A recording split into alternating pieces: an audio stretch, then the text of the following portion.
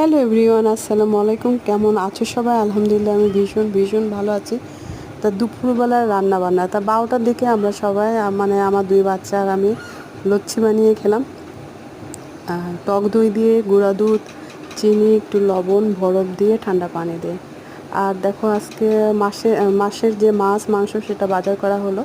তা সব কিছু গুছিয়ে রেখে আজকে রান্না করলাম শোল, রুই মাছের যে লেজাটা দিয়ে ভর্তা করলাম আর কি। একটু মুরগির মাংস রান্না করলাম, আর সরিষা বাটা দিয়ে তেলাপিয়া মাছ রান্না করলাম, আর আমডাল রান্না করলাম, এই তো। আর বিকালের জন্য পিজা। আজকে সারাদিন আমি বাসায় ছিলাম, সেই জন্য আর কি এই আয়োজন, ধীরে সুস্থে আর কি করেছি সব কিছু। তা আমার ভিডিওটা ভালো লাগলে লাইক কমেন্ট করবে, সাবস্ক্রাইব করবে। আল্লাহ হাফেজ। সবার জন্য অনেক দোয়া রইল।